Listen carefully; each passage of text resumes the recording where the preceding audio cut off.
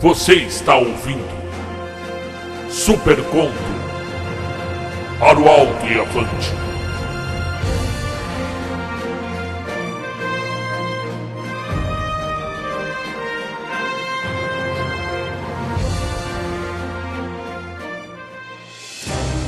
Super Conto apresenta de Igor Girão e Silva Whiter, O Purgatório.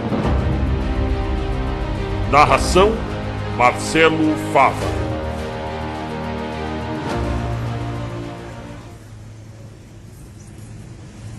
Capítulo 1. A viatura 98 atendeu ao chamado do rádio e se dirigiu com urgência para o endereço ditado monotonamente. Em casos assim, Jaime sempre ficava pensativo sobre aquele lema antigo: servir e proteger. Quem vigiará os vigilantes? As luzes azuis e vermelhas davam ao prédio um matiz de cores giratórias e quase fantasmagóricas.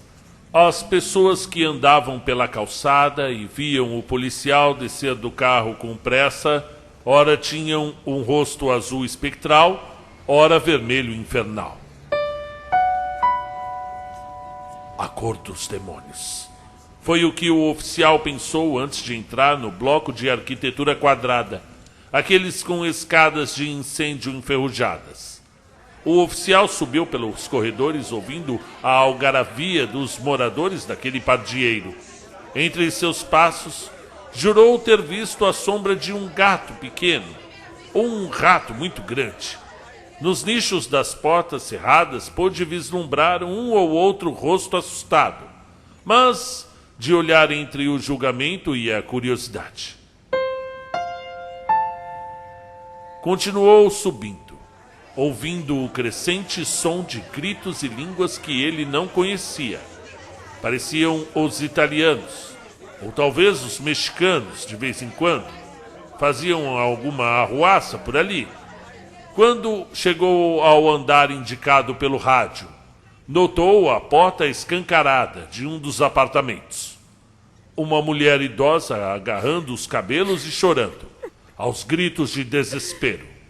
Homens falavam com o oficial Jaime, lançando sobre ele a responsabilidade de ser a cavalaria, de ser a mão invisível e muitas vezes injusta da justiça. Mas era apenas dessa entidade que dispunham. Então nela confiariam. Coisas incompreensíveis para um prosaico policial das ruas eram jogadas para o entendimento daquele homem. Vozes de melodia latina, santos e roupas que, por mais que tentassem de se mesclar à paisagem, gritavam não ser dali. Lá dentro viu a silhueta de um homem negro, com camisa de flanela e uma faca ensanguentada. "Parado aí! Polícia de Nova York!" Jaime sacou sua arma aos gritos, enquanto chamava reforço pelo rádio. O homem, mesmo de costas, largou a faca, colocou as mãos na cabeça e ficou de joelhos, dizendo calmamente: "Eu quero um advogado." Capítulo 2. O policial estava com a mão nas têmporas. Em poucas vezes o seu trabalho viu um homem tão estoico. Os anos passavam e aquele trabalho nunca ficava mais fácil. Era plausível que, vez por outra, assassinos fossem pegos em flagrante, com a arma do crime e completamente drogados. Mas nunca estavam calmos. Não daquele jeito. Jaime estava com 2 copos fumegantes de café sobre a mesa. Antes de tomar o seu, devaneou sentindo o vapor sendo irradiado ao seu nariz. O homem fez menção de pegar o copo descartável, mas o policial logo chiou entre dentes: "Ei, amigo, não para pessoas da sua laia. Sossega essas patinhas aí." O homem balançou a cabeça negativamente e rolou os olhos. Já estava se preparando para falar. A porta se abriu depois de um som estridente de trava elétrica.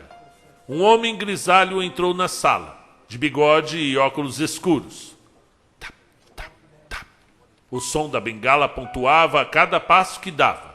Os movimentos sem muita desenvoltura e a falta de movimento do rosto ao cumprimentar o oficial Jaime era um traço da sua deficiência visual. Olá, senhores. Boa noite. Eu sou o Matt Murdock. Acho que o Sr. Smith ligou para mim. O cego tateou a mesa até encontrar a cadeira. Afastou para si e sentou. Estou aqui. Gostaria de falar a sós com meu cliente. Esse aí? Eu acho que nem Deus tira ele da cana. Eu peguei ele com a arma do crime e a mulher que ele matou ainda quente. Tava ensanguentada e aos pés dele. Esse aí vai ser difícil livrar o rabo, viu? O policial segurou o que iria dizer atrás dos dentes. Ruminou pensativo e se levantou. Enquanto a livrar o rabo dele, policial, eu vou ouvi-lo e ver o que pode ser feito. Você vai ver? É hilário mesmo. Ainda rindo, o oficial abriu a porta e deixou-os na sala. Capítulo 3. Então, Sr. Del Rey, estamos com um problema espinhoso aqui. O cego falava como se encarasse o homem de expressão fria, que beirava o tibetano. Não posso fazer nada a não ser tentar diminuir o que virá contra você. O cego tinha o cabelo claro, mas veios grisalhos já mostravam a verdade do peso dos anos. Tinha ombros encurvados e um pouco desalinhados. Parecia que esses anos de uma rotina de exercícios haviam deixado algumas marcas. A mão separou alguns documentos na pasta, sobre a mesa, quase derrubando os copos de café. Seria engraçado se não fosse tão esperado por mim. O homem falou meneando a cabeça, e o som da cadeira arrastando no chão quando ele tentou esticar as pernas. Parecia a dissonância de um instrumento desafinado. Tanto faz o que você pode fazer. Eu já nem vejo diferença. O advogado pigarreou e tamborilou na mesa antes de falar. Eu não entendi, Sr. Reis. O advogado corrigiu o nome que tinha falado errado, conferindo nos documentos escritos em braille. Não faz a diferença? Então por que diabos o senhor entrou em contato comigo? Acaso não seria para ajudá-lo, com o que a lei permite? Por que diabos eu chamei você? Ora, eu não diria diabos. Eu diria, talvez, demônio. O demônio de Hell's Kitchen. Você é esse tal demônio, não é? O demolidor? Fazia anos desde que isso não era mais verdade. Mas havia sido. Durante algum tempo, o corpo e a mente de Murdock escolheu empreender uma cruzada contra os criminosos daquela parte da cidade. Nova York precisava de um anjo da guarda, mas ele não tinha em si o que se esperava para ser do paraíso. Por isso escolheu envergar o manto de demônio. Por vezes vigiava a cidade dos pontos altos e escuros que sombreavam a sua presença. Não precisava enxergar para intuir o que acontecia ao seu redor. Não precisava ser escravo deste ou daquele sentido. Apenas precisava ser movido pelo ímpeto das asas da justiça. Eu não quero mais perder a minha ilusão, Sr. Murdock. A vida que me deram, que me deixaram roer como um rato e suas migalhas. Eu pretendo aproveitar, mesmo sabendo que vai acabar logo. Olha aqui, Sr. Ray. Não precisa ser dramático. O advogado tentava manter a calma, mesmo depois de ser confrontado com seu passado.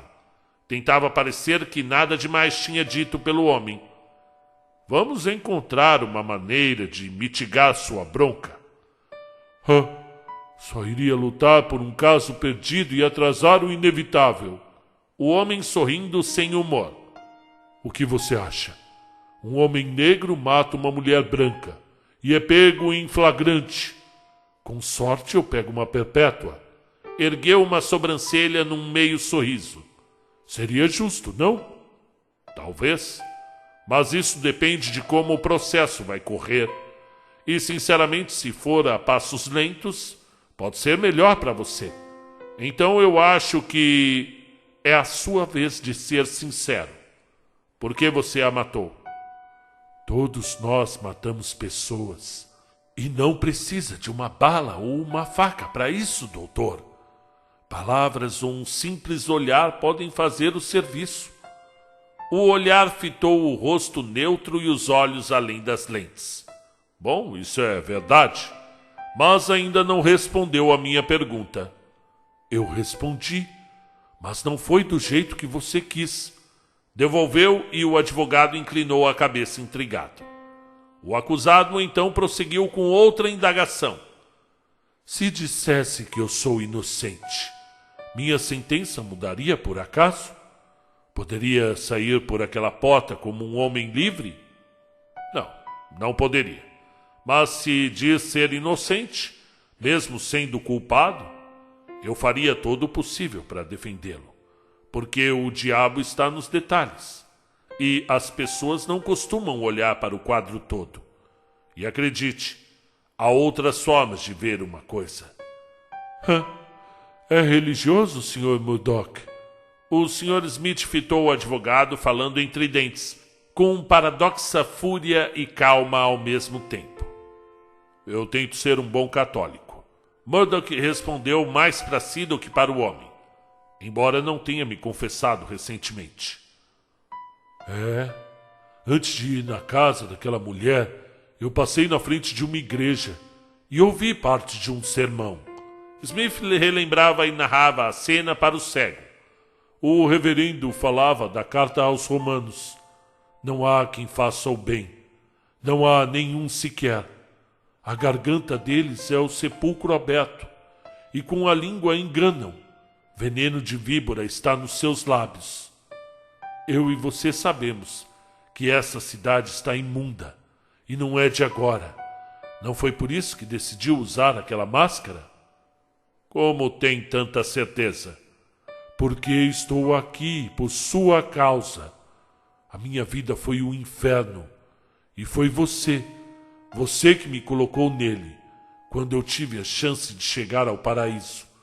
O Sr. Smith segurou as próprias mãos e olhou o quanto eram calejadas. Comparou com as do advogado e não se envergonhou. Capítulo 4. Com o simples acionamento do interruptor, o vital oxigênio tornou-se fatalmente propício para a combustão, enquanto o gás se esvaía pela cozinha. As chamas invadiam as paredes, consumiam corpos, propagando o terror em sua marcha ardente pelo orfanato. Alguns poucos funcionários que conseguiram fugir sobreviveram. Queimaduras de 2º a 3º grau estampavam as peles maculadas pelo calor que consumia a carne. Concreto, lágrimas de brancos e de pretos, com a mesma fúria e sem acepção de almas. No entanto, grande parte das crianças morreram presas em seus quartos, sufocadas pela fumaça e cercadas pelas brasas. A única exceção fora um garotinho negro que conseguiu chegar milagrosamente no terraço do antigo edifício. Com um salto furtivo e um giro treinado quase de maneira sobrenatural, surgiu em meio ao incêndio uma silhueta vermelha que caminhava sobre aquele mundo em chamas, tal como os demônios percorrendo o reino de Hades. Os bombeiros socorriam os vivos e lamentavam pelos mortos. As chamas crepitavam, cresciam e de forma indômita recuavam e avançavam, cadenciadamente, no ritmo das cinzas. Carregando nos braços, o demolidor havia salvado o pequeno órfão de perecer naquele inferno. Nos suados sinos da igreja ao longe, no som das sirenes sobre a porta da sala de interrogatório, aos poucos as realidades se misturavam e se dissolviam. Ambos estavam de volta ao cubículo, à mesa, e se sentiam não mais no calor do fogo infernal, mas sentiam o peso e a densidade do ar. Pareciam sentir o gosto daquela situação incômoda. Você lembra, Demolidor? Lembra daquele dia? Quando entrou no galpão do porto? Smith suava e sorria. Se ele acreditava que se podia matar com palavras, naquele momento usava sua língua como uma faca, lembrando para o cego cenas que ele gostaria de esquecer. O Demolidor ouvia cada som de batimentos dos corações. Ouvia como se fossem uma fanfarra, cada pulso do músculo cardíaco.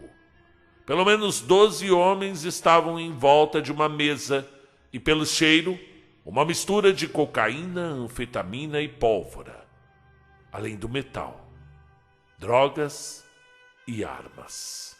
Resumindo, pela batida do coração, havia alguns altos e outros mais sedentários. A maioria estava com a adrenalina razoável e uma das silhuetas estava cheirando a perfume feminino. Respirava calmamente e batia o pé esquerdo na perna da mesa. Era certamente um sinal adicional de nervosismo. O Demolidor sorriu, já imaginando o que faria. Sentia o calor do holofote irradiando. Ouvia uma das lâmpadas com um zumbido intermitente. O demônio de Hell's Kitchen arremessou seu bastão destruindo o holofote, fazendo a escuridão se adensar. Ele saltou suicida, como se não soubesse o que fazia. Antes que entendessem que o demônio estava entre eles, o Demolidor mapeou com sua audição e o seu olfato cada posição dos homens que ainda tentavam compreender o que estava acontecendo. Aos poucos eles ouviam sons de caixas sendo quebradas, ou seriam ossos. A mesa parecia ter sido virada, e as drogas e armas em volta dela foram despejadas pelo chão. Os gritos se misturavam em tentativas de alertarem uns aos outros. Alguns eram simplesmente vozes que praguejavam, e outras falavam coisas incompreensivas em alguma língua do leste europeu. Mas aos poucos as vozes se calavam. A cada golpe, uma voz se calava. E o galpão, mergulhado na penumbra, mesmo sendo antes cheio de ecos, ficou aos poucos silencioso, como uma catacumba. Ninguém saberia, mas a mesa foi virada porque o Demolidor segurou a cabeça de um dos grandes mafiosos e bateu a testa dele na prancha. Esquivou-se de golpes cegos e devolveu socos em lugares esmagadoramente debilitantes. Gargantas, estômagos, rins, virilhas, um por um. Os homens ficavam em posição fetal, completamente vencidos e tomados pela dor. O vigilante mascarado pisou e chutou homens caídos, sem misericórdia alguma, e com cotovelos e joelhos esmagou os tórax, os crânios já traumatizados, de golpes após golpes.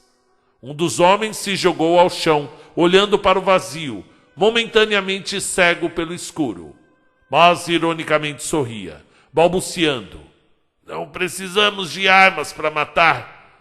Palavras também matam." Pois eu vivi e morri naquele mesmo dia. Meu corpo caminhava e se alimentava, mas minha mente, aqui, foi usada para entender o que você pensa ser. Smith respirava pontuando cada palavra, montando uma jornada de sofrimento revivido. O Demolidor limpou a cidade e a tornou mais fácil de viver. Matt devolveu, tentando se manter com algum controle. Limpou mesmo? Eu não sei não, viu? Não fale de si como se fossem duas pessoas. Tenha coragem de assumir que sua cruzada foi totalmente sem sentido. Agora me diga, Demolidor, você repete para si mesmo que fez algum bem para essa cidade? Eu não preciso repetir o que eu já sei. Aliás, não fui eu quem matou uma pessoa hoje. Ao contrário, estou tentando ajudar você, assassino, a não ser punido injustamente. Pode não ter enfiado a faca naquela mulher, Demolidor, mas você estava segurando a minha mão, sim. Você fez eu te odiar. E você fez eu fazer isso, para poder te chamar. O herói não cria o vilão. Isso é coisa do cinema. O herói é o herói. Eu pensava que você, Demolidor, realmente fizesse o bem. Mas não pude. Eu não pude estar mais enganado. Você me tirou da chama, sim. Mas também não me deixou ir para o paraíso. E depois pavimentou o seu caminho com ossos quebrados. Juras de vingança, famílias destroçadas e penitenciárias estourando de tensão. A justiça é cega, mas nem todos recorrem a ela. Nesses casos, o demolidor é a punição. Essa cidade está podre, advogado. E você não ajudou em nada para torná-la pura. Apenas tentou socorrê-la com um tiro em cada membro por vez. Não matando a vítima. Mas a dor e o sofrimento dessa vítima, foi isso que me criou.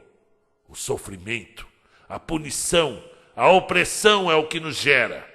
Foi o que me gerou, me alimentou e velou antes de cada sono em delírio, rumo aos pesadelos que me trouxeram até aqui. Eu fui o demolidor.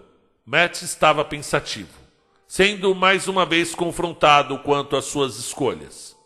Você me criou e não tem nada que você possa fazer. Nada além de me matar. Eu não vou te matar. Eu não vou nem desejar a sua morte. Mas obrigado por isso. Smith pela primeira vez titubeou. Capítulo 5. Agora, depois de algumas rondas pelo bairro chinês, o policial Jaime desviou, tomando outra rota. Ignorou uma chamada da central fingindo surdez. O exemplar oficial seguia em sua viatura pela avenida litorânea, em direção aos lugares que encontrava seus negócios noite após noite. Depois de alguns quilômetros, encostou com os faróis acesos próximo ao opulento cassino Heaven's Lust, um lugar que mais parecia um paraíso para a lavagem de dinheiro dos políticos enfiados na grande máfia com o tráfico, com a extorsão e o restante de coisas escusas desse mundo. O empreendimento abrira há poucos meses, embora já fosse bastante badalado e com a frequência assídua dos cidadãos de bem da cidade. O policial ligou para a esposa que o aguardava em casa, avisando a ela que não se preocupasse com o jantar, pois ele teria de fazer hora extra e só chegaria mais tarde. Perguntou das crianças, mandou um beijo e em seguida desligou a chamada para acender um cigarro.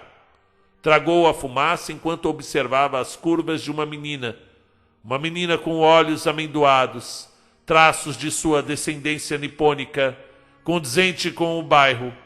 Lembrou-se de algo e sentiu tesão. Era óbvio que ela não tinha sequer idade para dirigir, embora caminhava com um cigarro e cheia de si. Um decote generoso que se aproximava mais da nudez do que escondia. Ela se aproximou do veículo, movimentando levemente os quadris naquela saia apertada. A moça ofereceu o programa, tirando um baseado do sutiã.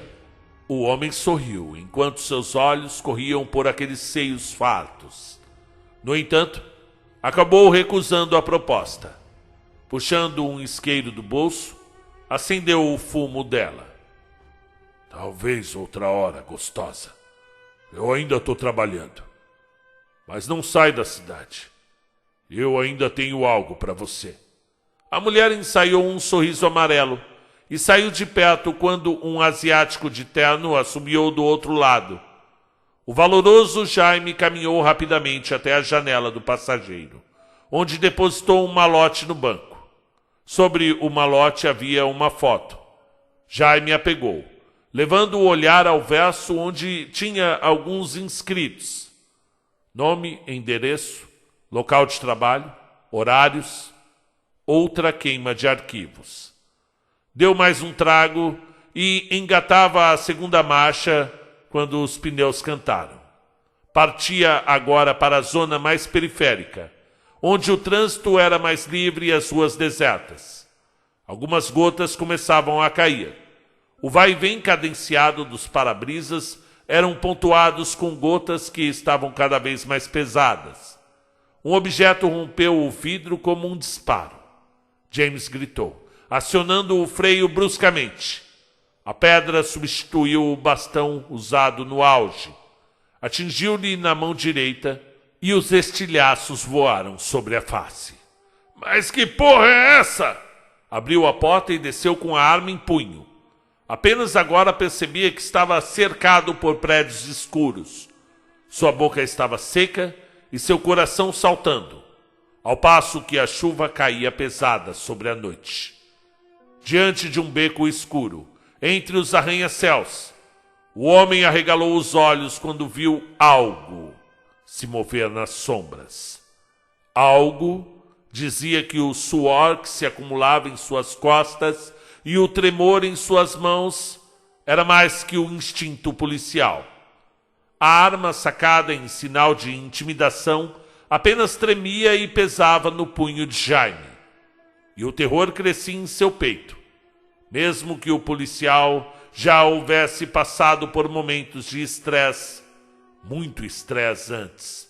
Saia com as mãos onde eu posso ver, vagabundo! Era o alerta padrão daquele homem. Da escuridão vieram os passos sobre as poças d'água enquanto a silhueta negra tomava forma. E então James o viu. O demônio de Hell's Kitchen emergiu das trevas com os punhos cerrados, pronto para punir mais uma alma corrompida. O sobretudo improvisado adejava sobre as roupas rotas e escuras. Uma camisa fora amarrada em volta da cabeça e dos olhos, e a sua pele já enrugada estava meio oculta nas sombras, cobrindo a face até o nariz, conferindo ao vigilante o aspecto de demônio e vingança. Uma vingança alada. As batidas do miocárdio chegavam intensas aos seus ouvidos. O som dos passos misturava-se ao barulho da chuva. A mistura de ruídos e o peso dos 50 anos deixava a luta mais difícil. O auge do seu físico já havia passado, e Matt sabia que estava mais lento e vulnerável. Seus sentidos apurados não o acompanhavam totalmente à velocidade dos reflexos. O primeiro tiro raspou o ombro do demolidor, mas o segundo não foi desferido. O mascarado se antecipou e tomou a arma do policial com tamanha violência, com uma torção que atingiu a pistola, separando o ferrolho da coronha, das molas e peças sobressalentes, espalhando os restos de ferro frio pelo chão. O oficial partiu para o embate. O demolidor se surpreendeu, levando 3 ou 4 dolorosos socos no dorso e na mandíbula, antes de encaixar uma sequência de cruzados na face do policial, terminando por nocauteá-lo com um gancho de direita, bem no meio do queixo.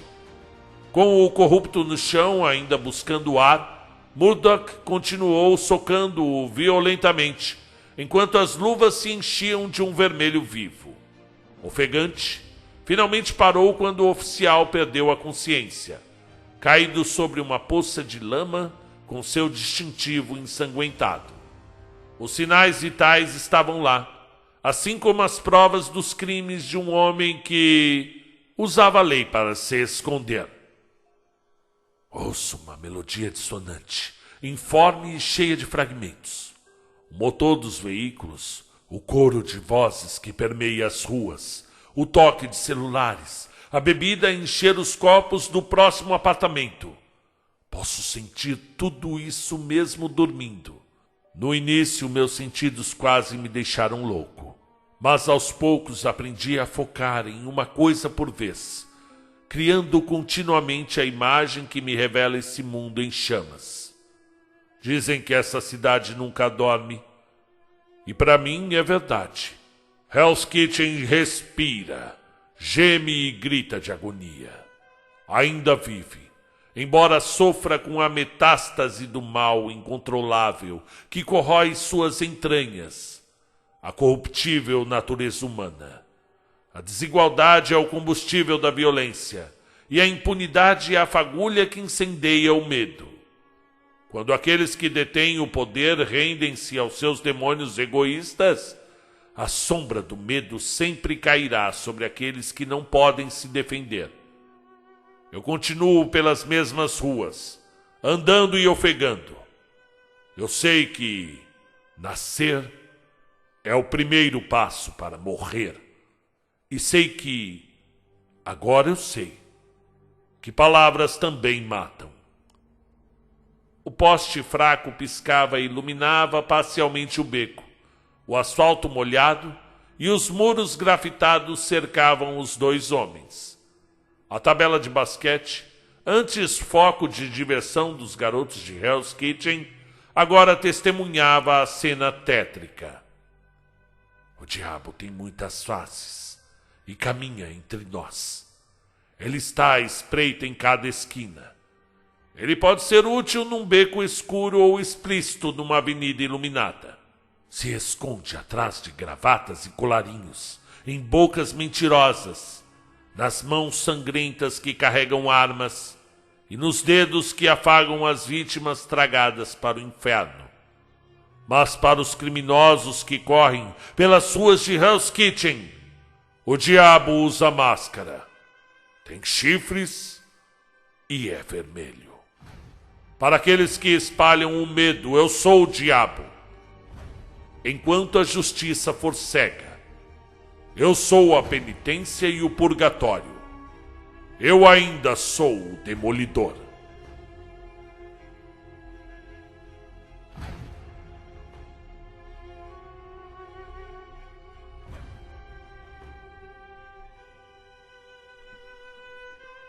Muito bem, seja muito bem-vindo. Meu nome é Marcelo Fávaro e esse é o Super Conto, uma série do canal Conta um Conto, que tem por objetivo trazer histórias do seu super-herói favorito de uma forma que você nunca viu, em textos exclusivos e inéditos. Caso você seja um escritor e deseja ouvir o seu texto aqui no canal, mande um e-mail para favaromestrado@gmail.com com a sua história. Quem sabe em breve você pode ser surpreendido ouvindo a sua própria história aqui para quase 50 mil inscritos. Mas não esqueça de deixar um texto também falando um pouco sobre você. Eu quero agradecer muito aos meus dois amigos, Igor Girão e o escritor Silva. Vou deixar o contato dos dois aqui na descrição do vídeo. Caso você tenha gostado desse projeto e queira ser um colaborador, já que o canal só está no ar com a ajuda dos seus ouvintes, entre na nossa plataforma apoia-se/Conta um Conto, ou também pode ajudar fazendo um Pix para o canal no e-mail marcelofc18@hotmail.com. Lá, a partir de R$5 você já pode ajudar. Aliás, a gente recebe Pix até de 20 centavos e eu fico muito feliz porque é a intenção da pessoa, né? A pessoa só quer dizer assim, ó, é pouquinho, mas pô, eu gosto do seu projeto, eu quero ajudar, nem que for um pouquinho, né? Muito obrigado. Eu me sinto humildemente honrado de poder contar histórias para vocês. É o meu sonho. Viver até os 100 anos e contar mais de 1000 contos. Até a próxima.